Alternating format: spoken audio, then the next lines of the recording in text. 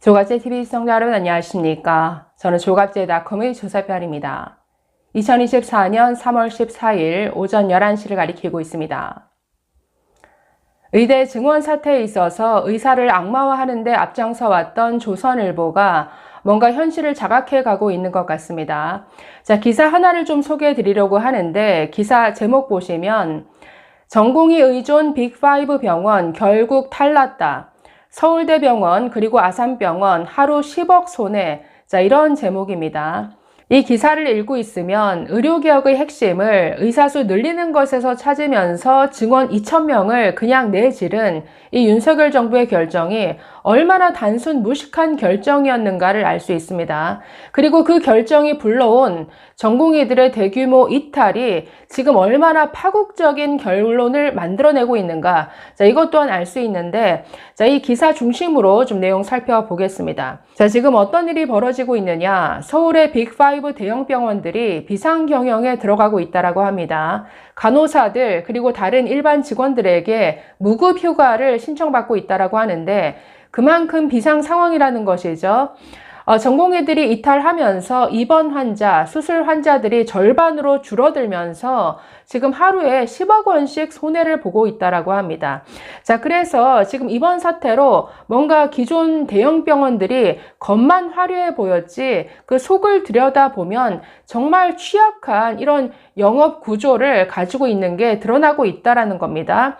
자, 왜 그러냐? 그 원인을 대형 병원들이 뭔가 인건비가 싼 전공의들의 의존해 왔기 때문에 그게 원인이다. 자, 이렇게 지적하고 있는데, 자, 한번 보시면 우리나라 대형 병원의 전공의 의존증이 이번 적자의 주요 원인으로 꼽힌다. 의료 산업은 노동 집약적이다. 삼성 서울병원 관계자는 수술을 한번 해도 집도의 마취과 의사, 간호사 등 6명에서 8명이 투입된다. 100병상 이상인 종합병원은 의료 수익의 절반이 인건비로 들어간다. 사정이 나은 빅5 병원도 의료 수익의 약 40%가 인건비로 들어간다. 세브란스 병원 관계자는 수가 인상 속도가 인건비 인상 속도를 못 따라간다.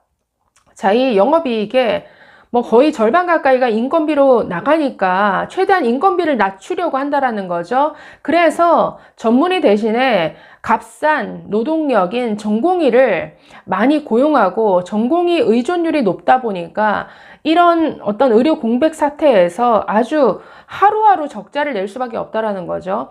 자, 우리나라 병원들이 얼마나 전공의에 의존하고 있느냐. 자, 한번 보시면 전공의 비율 다른 나라와 비교해 보면 미국과 일본이 약 10% 수준이죠. 그런데 우리나라는 46%. 병원별로 보시면 빅5 전공의 비율이 병원 5곳 전체가 39%고 서울대가 제일 높습니다. 46.2%. 다음 세브란스가 40.2%, 삼성 서울병원 38%, 아산병원 34.5%, 서울 성모병원 33.8%. 그래서 평균이 거의 40%라는 것이죠. 자, 이렇게 전공의에 의존하다 보니까 자, 왜 대학병원이 전공의가 없으면 돌아가지 못하느냐? 자, 전공의는 인턴과 레지던트를 가리키죠. 법정 근무 시간인 주 80시간을 꽉 채워서 일합니다. 36시간 연속해서 근무하기도 하고 주 2회 이상 당직을 쓰죠. 그래서 이들이 입원 환자, 수술 환자를 거의 돌보는 이런 핵심 인력들이죠. 그리고 최저 시급에도 미치지 못하는 급여를 받고 있습니다. 300에서 400만 원이라고 되어 있는데 2020년 그 관련 자료에 따르면 전공의 평균 월급이 398만 원이었습니다. 자, 전임의는 펠로우 2, 3년을 가리키는데 전공의보다는 덜 하지만 여전히 근무 강도 세고 급여는 낮습니다. 전공의보다는 낮겠지만 연봉 6, 7천만 원 수준입니다. 자, 서울대병원 전공의 비율이 아까 46%였는데 이 비율을 외국과 같이 10%로 낮추기 위해서 전문의를 고용하게 되면은 그 비용 당연히 천문학적으로 늘어나게 되고 병원 운영이 어려워지겠죠. 자, 그래서 전공의 1명을 대신하려면 전문의 2명이 필요한데 전문의 급여가 최소 전공의의 2~3배 이상입니다. 그래서 전공의 1명을 줄이게 되면은 4배의 비용이 들어가게 되는 것이죠. 자, 계산해보면 서울대병원 근무 전공의 수 760명 중에 500명을 만약에 전문의로 대체한다라고 할 경우에는 1000명에서 곱하기 이렇게 계산을 해보면 1년에 1천억 이상의 추가 비용이 발생합니다. 자, 그렇기 때문에 이 대학병원 입장에서는 전공의의 꾸준한 공급이 필요하고 신설병원의 전공의가 추가로 필요하기 때문에 의대 정원, 증원을 원할 수밖에 없다. 자, 여기에서 이 의사들과 병원 입장이 그 이해관계가 달라질 수밖에 없는 것이죠. 자, 그래서 이번 의대 증원의 뭔가 배경에는 지금 수도권에 이 빅5 병원들이 굉장히 여기저기에 분원을 짓고 있습니다. 약 6,600개 병상의 병원이 지어지고 있는데 뭔가 이런 병원 경영 관계자와 정부가 뭔가 통한 게 있는 것 아니냐. 그래서 그것 때문에 이렇게 의사 증원 2,000명을 내지른 것 아니냐, 이런 식의 의심의 눈길을 주고 있기도 합니다. 자, 그래서 지금까지 언론에서는 의사 수를 늘리면 이 모든 문제가 해결될 것처럼 얘기를 해왔습니다. 아니, 전공의들이 저렇게 고된 노동을 하고 있지 않느냐, 의사 수를 더 늘려서 지원해주면 되는 것 아니냐, 이렇게 단순하게 생각했는데 그게 아니라는 것이죠. 의사 수가 아무리 늘어나도 대형 병원에서는 전문의가 아니라 전공의에 의존할 수밖에 없습니다. 왜? 인건비가 싸니까. 그래서 대형 병원들이 전문의 위주 체제로 가야 된다라고 해도 그게 쉽지 않다라는 겁니다. 왜 그러느냐? 의료 수가가 너무 낮기 때문에, 수가가 이렇게 낮게 지속되는 한 낮은 인건비를 찾을 수밖에 없고, 그래서 이 문제는 계속 갈 수밖에 없다. 자, 다시 기사로 돌아오겠습니다. 대형 병원 의사들은 낮은 수가를 경영 악화의 가장 큰 원인으로 꼽는다. 상급 종합병원은 고난도 중환자 치료를 전담하는 대형 병원이다. 전국에 47곳이 있는데 상급 종합병원은 정부 통제가 강해 비싼 진료비를 받을 수 있는 비급여 진료가 제한된다. 자, 지금 생명과 직결되는 분야는 거의 급여입니다. 그 말은 뭐냐? 가격을 정부가 통제한다라는 겁니다.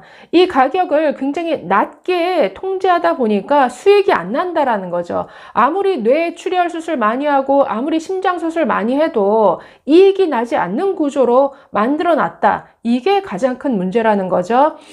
계속 보시면 대부분 건강보험 수가에 의존하는 급여진료다. 그런데 우리나라 수가는 외국 주요국에 비해 낮은 편이다. 한국보건사회연구원 등에 따르면 혈액, 영상검사 등의 수가는 원가의 110에서 140% 수준, 반면 국내 진료비 수가는 원가의 80% 수준이다. 외과 수술은 원가의 7에서 80% 선이다. 상당수 의료 행위가 원가에도 못 미치는 수준이다. 이게 가장 큰 문제인데 한번 구체적인 케이스 보시겠습니다. 자, 보시면 하나, 둘, 세 번째 단락부터 보실까요? 뇌수술 대부분 응급이죠. 그리고 뇌혈관 수술은 리스크가 매우 크지만 수가는 바닥이다. 두 개, 그러니까 머리 안에 있는 종양 적출하는 이 수술에 대해서 일본은 1,580만 원을 보상하는데 우리나라 겨우 240만 원을 보상합니다. 일본 수가의 15.5%, 미국이나 영국과 비교하면 훨씬 차이가 크다는 것이죠. 자, 이 개두술, 머리를 이렇게 열어서 수술하는 이 수술의 의료 이익은 마이너스 4%. 10시간 이상 수술하고 수십 일을 입원하는 환자에게 수많은 검사, 의료 행위를 한 결과가 적자.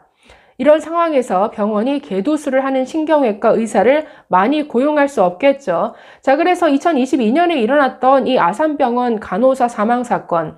아산병원에 간호사가 뇌출혈이 발생했는데 아산병원 안에 신경외과 의사가 당시 딱 3명이었다라고 하는데 다른 곳에 가 있어서 수술을 못 받아서 다른 병원으로 옮기다가 결국 사망한 사건이었습니다. 자, 그래서 이렇게 의료 수가가 낮기 때문에 결국은 이 경영구조, 영업구조가 왜곡될 수밖에 없는 것이고 결국은 인건비를 낮춤으로써 그 어떤 적자를 메꿀 수밖에 없는 이런 구조로 간다라는 겁니다. 자, 마지막 보겠습니다. 서울 상급 종합병원 관계자는 수가가 낮기 때문에 대형 병원들은 1000개가 넘는 입원 병상을 모두 채우고 수술과 외래 진료도 최대한 많이 하는 박리 담회식 경영으로 버텨왔다. 서울 빅5 병원은 수술만 하루에 200에서 250건이다. 외래 환자도 하루 7,200에서 13,000명이다. 수술 진료 등의 의료 분야에서 적자가 나면 병원 내 장례식장과 매점 운영 수익 등으로 손해를 메꿨다. 의료계 인사들은 전공의 집단 이탈로 수술 입원 환자 수가 반토막 나고 외래 진료도 10에서 20%가량 줄면서 대형 병원의 취약한 박리 담회식 경영 구조가 깨진 것이라고 했다. 경기도 한 상급 종합병원장은 수도권 대형 병원이 지방 환자까지 다 빨아들인다는 비판이 많았지만 구조적으로 어쩔 수 없는 면이 있다라고 했습니다. 결국 지금 다 문제는 다 돈이죠. 자, 이 기사의 마지막에 이렇게 말하고 있습니다. 의료계 인사는 수련의사인 전공의들이 이탈했다고 국내 의료 시스템이 붕괴 위기를 맞는 상황을 개혁하려면 대형 병원들이 전문의를 늘려 전문의 중심 병원으로 가야 한다. 자, 이렇게 말했는데 전문의 중심 병원으로 가려면 아까도 뭘 해결해야 됩니까? 돈이 문제라는 거죠. 결국 돈이 문제. 자, 그래서 지금 굉장히 단순 무식하게 의사 수를 늘리는 것으로 이 모든 문제를 해결하려고 하는데 이게 얼마나 정말 무대뽀 무식한 결정이냐라는 것이죠. 보면 지금 전부 건강보험 재정과 연결되어 있고 수가 문제로 연결됩니다. 수가가 낮기 때문에 전공의들을 쓸 수밖에 없고 수가가 낮기 때문에 필수 의료 분야에 지원을 하지 않는다. 의사 수가 없는 게 아니라 의사 수는 넘쳐나는데 신경외과를 안 가고 소아과를 안 가는 게 문제라는 겁니다. 우리나라 신경외과 의사 수 인구 10만 명당 굉장히 OECD 평균보다 훨씬 많습니다. 소아과도 많습니다. 소아과 전문의가 소아과를 안 가는 게 문제죠.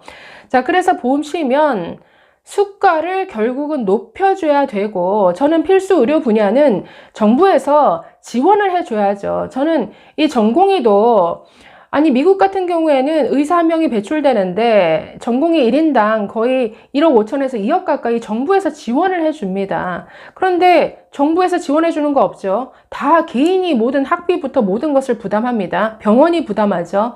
이에 대한 정부 지원이 있어야 한다라는 것이죠. 전공의 한 명이 수련을 마치기까지 정부에 대한 확실한 그 인건비에 대한 지원이 있어야 되고 필수 의료 분야도 마찬가지입니다. 필수 의료 분야에 대해서 정부가 지원을 해줘야 되죠. 여기서는 아니 생명과 직결되는 분야에서는 수익이 안 나게끔 되어 있는데 이렇게 만들어 놨으면 다른 보조적인 보조금을 지원해 줘야 하는 것이죠.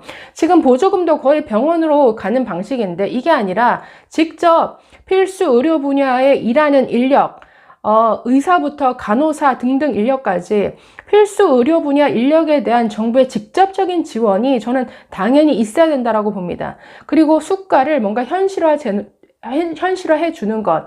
이게 지금 동시에 가야지 이런 더 핵심적인 문제는 보려고 하지도 않고 무조건 의사 수만 늘리고 보자라는 이런 무식한 발상이 세상에 어디 있습니까? 자, 그래서 의대 정원 2,000명 그냥 내질러 놓고 지금 전공의가 이탈하면서 이런 식의 문제, 심각한 경영 위기를 초래하고 있는데 아직도 이 2,000명을 고집하고 타협을 하지 않고 있다. 저는 이게 무슨 똥꼬집인지 모르겠습니다. 자, 그래서 문제를 좀 제대로 직시하고 제대로 된 원인 진단과 처방이 있었으면 정말 좋겠습니다. 감사합니다.